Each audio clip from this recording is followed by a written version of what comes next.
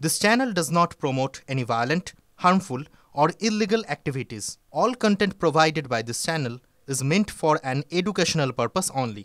Cancer Healer Center, a new beginning. বেসরকারি স্কুলের ফি বৃদ্ধি রুখতে বিল আনছে সরকার। বিধানসভায় জানালেন ব্রাত্য।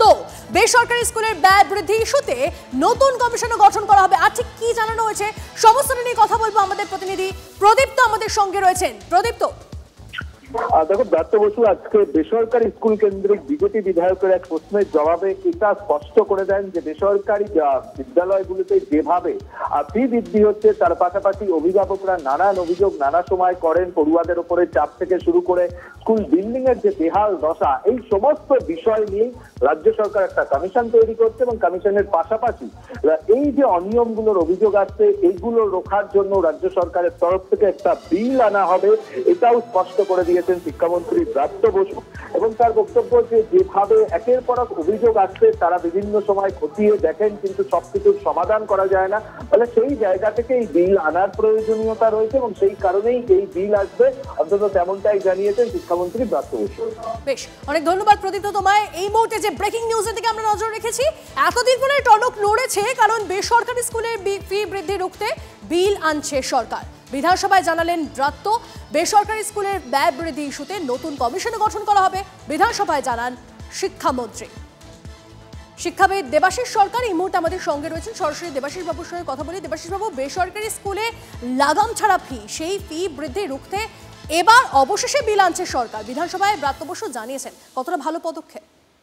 না, এটাকে না একটা মাত্রা দেখলে বোঝা যাবে না। তার কারণ হচ্ছে বেসরকারি শিক্ষা প্রতিষ্ঠানে আমাদের ছেলেমেয়েরা কেন যাচ্ছে সেই জায়গাটাতেও কিন্তু সরকারকে ভাবতে হবে। আমি যেরকম বিল এনে যদি তার উপর লাগাম পড়ানো হয় সেটাকে সবসময় সাধুবাদ বলতে হবে, কিন্তু কেন একটা সমাজের সমস্ত ছেলে মেয়ের মধ্যে প্রবণতা তৈরি হচ্ছে প্রাইভেট সেক্টরে চলে যাব বেশি পয়সা দিয়ে? তার কারণ সরকারের যে নিজস্ব ক্ষেত্র রয়েছে সেটা যত দিন যাচ্ছে সেটা ক্রমাগতভাবে দুর্নীতির অভিযোগে অভিযুক্ত হচ্ছে, শিক্ষক নিয়োগ থেকে শুরু করে সব বিষয়ে। এবং সেগুলো চালানোর জন্য যে মাস্টারমশাই থাকা দরকার, যে পরিকাঠামো থাকা দরকার, অর্থাৎ রাষ্ট্রের যে কর্তব্য ওই ব্যবস্থা সম্পর্কে, সেটার মান নিচে নামছে জন্য সমাজের ওই প্রবণতাটা তৈরি হয়েছে। সেখানে বিল আনছেন, ভালো কথা, কিন্তু তার থেকে গুরুত্ব দিয়ে নজর দেওয়া উচিত তার নিজের ক্ষেত্রটা। একটা বিষয় আপনার থেকে একটু জানতে চাইবো। 8 বছর আগে মুখ্যমন্ত্রী মমতা বন্দ্যোপাধ্যায় তিনি বৈঠক করেছিলেন বেসরকারি স্কুল কর্তৃপক্ষের সঙ্গে, কিন্তু বিল আনতে এতটা সময় লেগে গেল।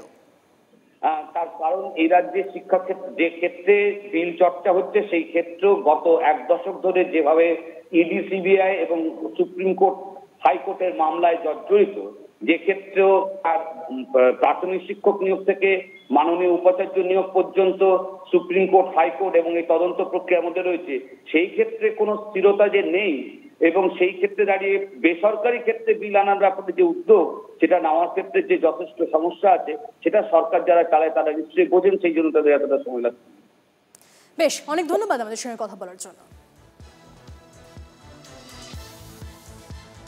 পরে খবরে আসি। তৃণমূলের মুসলিম বিধায়কদের এবার বেলাগাম হুমকি কার? শুভেন্দু অধিকারী। ক্ষমতায় এলে তৃণমূলের মুসলিম বিধায়কদের চ্যাংদোলা করে রাস্তায় ফেলার হুমকি বিরোধী দলনেতার। মমতা বন্দ্যোপাধ্যায়কেও হারানোর হুঁশিয়ারি শুভেন্দুর।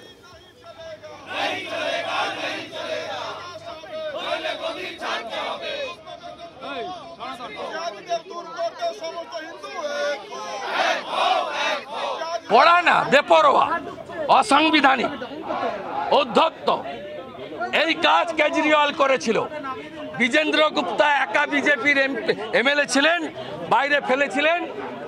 আজকে বিজেন্দ্র গুপ্ত স্পিকার, বিমান ব্যানার্জিকে, মমতা ব্যানার্জিকে হারাবো আর ওদের দলের যে কটা মুসলমান এমএলএ জিতে আসবে, বিজেপি সরকারে আসবে, চ্যাংদোলা করে তুলে রাস্তায় ফেলবো। এই রাস্তায় ফেলবো, এই রাস্তায় ফেলবো, 10 মাস পরে এই রাস্তায় ফেলবো। হুমায়ুন কবির, তার সঙ্গে আমরা এই মুহূর্তে যোগাযোগ করে নিয়েছি। হুমায়ুন, আপনি শুনলেন ক্ষমতায় এলে তৃণমূলের মুসলিম বিধায়কদের চ্যাংদোলে করে রাস্তায় ফেলে দেওয়ার হুমকি বিরোধী দলনেতার, কি বলবেন? বিরোধী দলনেতা 2026-এর ভোটের পরে সে কোথায় থাকবে, তার ওই সনাতনী করে চিৎকার করা আর প্রকাশ্য সেটাই করে বেড়াতে পারবে না। যে কদিন এই 2026-এর নির্বাচন না হচ্ছে ততদিন এই সনাতনী করে চিৎকার করুক। আর মুসলিম বিদ্বেষী ভারতবর্ষের হাজার হাজার বছর ভারতবর্ষ তথা বিশ্বে মুসলিম আছে, থাকবে। আর মুসলিমরা নিজেদের কি করে রক্ষা করতে হয় সেটা শুভেন্দু অধিকারীর মতো উগ্র হিন্দুবাদকে কি করে দাবি রাখতে হয় অন্য কেউ না জানলে হুমায়ুন কবির খুব ভালো জানে। হুমায়ুন কবির এর আগেও শুভেন্দু অধিকারীকে এই শাসক দলে ছিল, তখন তাকে ক্ষমতা দেখাতে এসেছিল, তার জবাব দিয়েছি। প্রয়োজনে কলকাতার বুকেই শুভেন্দু অধিকারীকে চ্যাংদুলা করে তুলে আমি ওই ভাগীরথীর গঙ্গায় চুবাবো, ওই বাবুঘাটের গঙ্গায় চুবাবো। আমি হুমায়ুন কবির বলছি, ওর ক্ষমতা থেকে মেদিনীপুর থেকে এসে কলকাতায় আমার সাথে লড়বে। বেশ, অনেক ধন্যবাদ আমাদের সঙ্গে কথা বলার জন্য। পরে খবরে আসি। এই মুহূর্তে আরো একটা গুরুত্বপূর্ণ খবর আমাদের কাছে আসছে। দেখুন, আজও তপ্ত বিধানসভার অধিবেশন। রাজ্যের একাধিক জায়গায় ধর্মীয় স্থানে হামলার ঘটনায় মুলতবি প্রস্তাব খারিজ হওয়ায় বিধানসভা থেকে ওয়াকআউট বিজেপির। এই মুহূর্তের খবর, কাগজ ছেড়ে প্রতিবাদ বিজেপি বিধায়কদের। ধর্মীয় স্থানে হামলা ছাড়াও যাদবপুর কাণ্ড নিয়েও সরব পদ্ম শিবির। যাদবপুর কাণ্ডে কাল মুলতবি প্রস্তাব আনবে বিজেপি। স্পিকারের নির্বাচনী কেন্দ্র প্রতিবাদ কর্মসূচির ডাক শুভেন্দু। ব্যাপক বিক্ষোভের জন্য প্রস্তুত থাকুন অধ্যক্ষ বিমান বন্দ্যোপাধ্যায়। 1 ইঞ্চি জমি ছাড়া হবে না। আপনি সংবিধান মানেন না। আপনার আমলে 11 সাল থেকে আজ অব্দি 56 জনকে দলবদল করিয়েছেন। 25শে মার্চ সুপ্রিম কোর্টে তেলেঙ্গানার দলত্যাগ বিরোধী আইন নিয়ে হিয়ারিং আছে।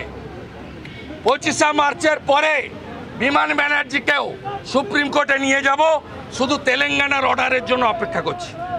আগামী 19 তারিখে বেলা 2টায় বিজেপি এমএলএরা বারুইপুর শহরে স্পিকারের নির্বাচন কেন্দ্রে কালো ব্যাজ পরে সংসদীয় ব্যবস্থা, সংবিধান, বিধানসভায় বিরোধীদের কণ্ঠরোধের প্রতিবাদ হবে বিমান ব্যানার্জির নির্বাচন কেন্দ্র বারুইপুরে। এই মুহূর্তে আরো একটা খবর দিই আপনাদের। বিজেপি ছেড়ে তৃণমূলে এসেই শুভেন্দু অভিজিৎকে নিশানা তাপসী মণ্ডলের। দল ছাড়ার দায় শুভেন্দুর। আক্রমণী হলদিয়ার দলত্যাগী বিধায়ক। বহিরাগত অভিজিৎ গঙ্গোপাধ্যায়কেও নিশানা তাপসী মণ্ডলের।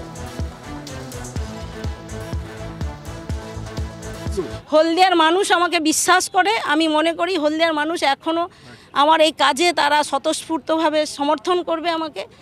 আমি মানুষের বিশ্বাস নিয়েই আগামী দিনে মানুষের কাজ করব। কেন কেন কাকে দায়ী করবেন, শুভেন্দু বাবু না অভিজিৎ গাঙ্গুলি? কে দায়ী দল ছাড়ার জন্য? নেতৃত্ব যদি দেয় পূর্ব মেদিনীপুরে শুভেন্দু বাবু, তো দায় তো শুভেন্দু বাবুরই বটে। অভিজিৎ গাঙ্গুলি নিয়ে কি বলবেন? অভিজিৎ গাঙ্গুলি বাইরে থেকে প্রথম এসছেন, হলদিয়া সম্পর্কে কিছু জানেন না।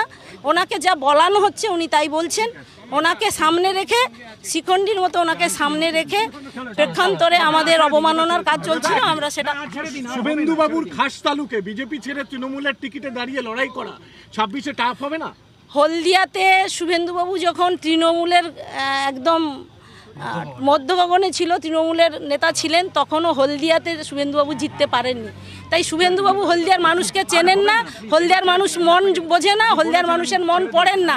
আমি হলদিয়া আজ সেটা আমি বুঝে নেব। উনি এখন দেখুক কাকে টিকিট দিবেন, উনি কাকে টিকিট দিয়ে জেতান, ওনার দায়িত্বটা থাকুক। আর তাপসী মণ্ডলের এই মন্তব্যের পর শুভেন্দু অধিকারী তিনি তো চুপ করে থাকবেন না। তিনি বলছেন তাপসী মণ্ডলকে যদি তৃণমূল টিকিট দেয় তাহলে আমি ওনাকে অনেক ভোটে হারাবো। কি বললেন শোনাবো আপনাদের। অনেক ভোটে ওকে হারাবো। 13 তারিখে কর্মী সভা ডেকেছি, গাঁ উজাড় করে হলদিয়া বিধানসভার লোকরা আমার সভায় আসে, আমার জায়গা ওটা।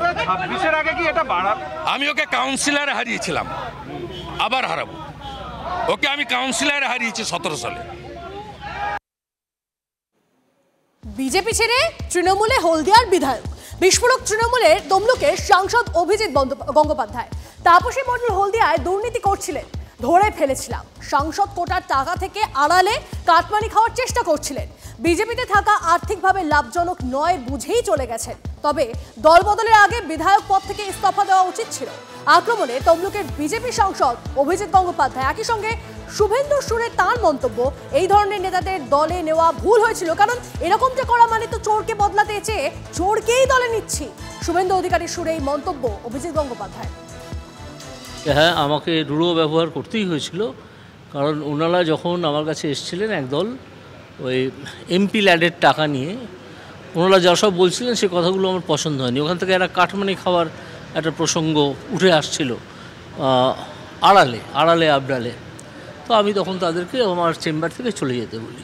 ধরে ফেলেছিলাম হলদিয়াতে তিনি যেভাবে দুর্নীতি করছিলেন। বিএমএসের যে রেজিস্ট্রেশন নাম্বার, সেই নাম্বারটা নিয়ে বিজেএমসি বলে একটা জাল ট্রেড ইউনিয়ন খুলে ফেলেছে। তো তার অ্যাক্টিভিটিস বন্ধ হয়ে গেল। বন্ধ হয়ে যাওয়ার ফলে টাকা পয়সাও আর টাকা পয়সার আমদানিটাও কমে গেল। সেই জন্যে তারা দেখলেন যে আর বিজেপিতে থাকা আর্থিকভাবে লাভজনক নয়, তাই চলে গেছে। শুভেন্দু অধিকারীও বলেছেন যে এই ধরনের নেতাদের দলে নেওয়ার ক্ষেত্রে ভুল ছিল দলে। নিশ্চয়ই, হ্যাঁ, আমিও মনে করি ভুল ছিল। মানুষের কাছে একটা ভুল বার্তা যায়। মানুষ ভাবে তাহলে আমি চোরকে বদলাতে চেয়ে তো একটা চোরের দল কি আনছি। সুতরাং এই চোরগুলোকে কারোরই পাত্তা দেওয়া উচিত নয়। মনে করি দু একজনকে চিহ্নিত করাই আছে, তারা যদি নিজেদের কার্যক্রম ঠিক না করেন তাদেরকে বার করে দেওয়া হবে।